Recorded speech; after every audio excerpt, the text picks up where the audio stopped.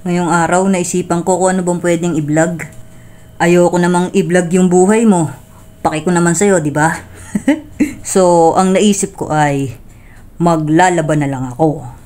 At ito ay pinamagatang laundry shop sa Taiwan.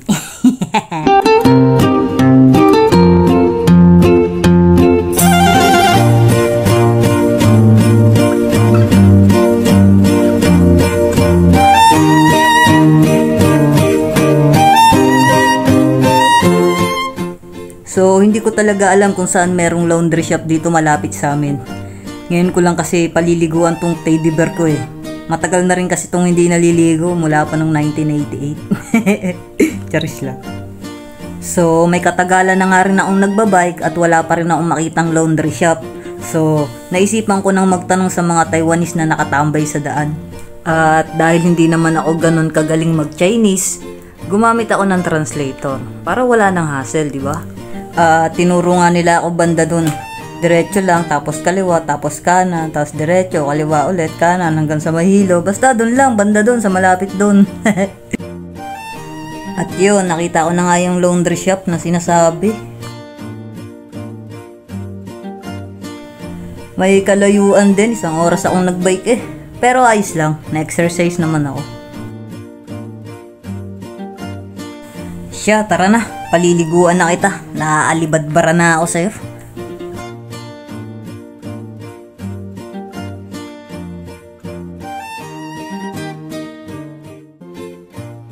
So, ilalagay ko muna siya dito sa cart at aking munang babasahin ng mga instruction at iintindihin kasi baka mamaya sumabog to pag ginamit ko eh. Charis lang. So, ito na pala yung presyo. Kung ilang oras at ilang kilo ang yung lalaban. At ito na rin may instruction. Bahala ka na dyan. Malaki ka na. Kaya mo nang hindi niyan. At syempre, meron din sila ditong dryer machine. At ito yung instruction. So, magpapabarya muna ako ng 100 NT.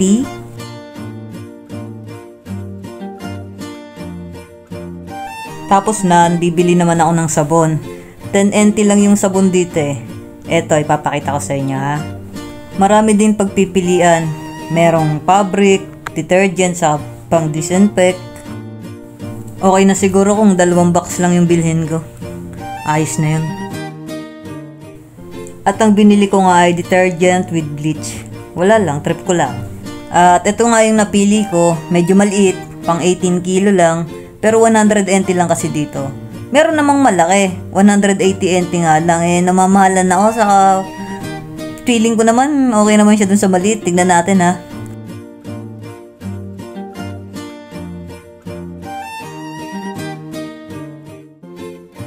Oh, diba kasya naman siya.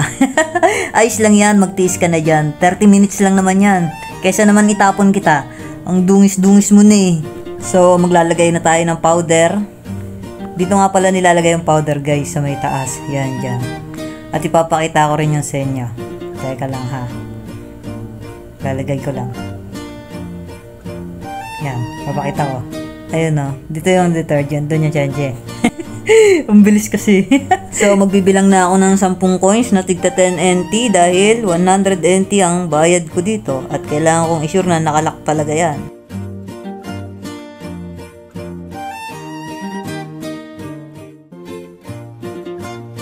So, ayun, 28 minutes siyang paikot-ikot dito sa loob, kaya diyan ka muna ha. Enjoy! So, tatambay muna ako dito sa park. Huwag mo muni-muni, tapos magge-geng-geng sign na rin. Di nyo maago pag kami naging ngayon. Sabi ko downtown, kinalat ka ng QC. Kami may-ari neto 1103 hip abi shot. Mo ginawa akong preso. Sa kilid kong Mukhang tanga ang puta. Bahala ka nga dyan. After 100 hours. Hindi, charge lang. Tapos na siya oh. Hahanguin ko na. Ang taray, fresh from the batang puta. Sana all. So, hindi ko na siya ida-dryer. Isasampay ko na lang siya. Wala lang, trip ko lang. Hindi, wala na kasi ang pera. Actually, meron naman talaga akong downy, saka powder. Di na lang talaga ako nagdala nun. Siyempre, Para naman may ambag ako sa negosyo nila, di ba? We, di nga. So, dito ko na lang siya isasampay sa may rooftop. Siguro naman, after 5 years, tayo na yan. Yun lang, struggle is real. Hindi ko alam kasi kung paano to isasampay. So, ang ginawa ko, kinalas ko yung ribbon niya, tapos isasakal ko yan sa leeg niya, para naman may pagsabitan yung hanger. 5 years ka ngayong nakabigte. Ayos lang yan, ang mahalaga, nakaligo ka na. O, diba? Panis! Basic! So, diyan ka muna ha. Balikan na lang kita after 5 years. So, kami na muna ni Buling kita magtatabi. Naligo na yan eh. Yun lang. Share ko lang. Salamat.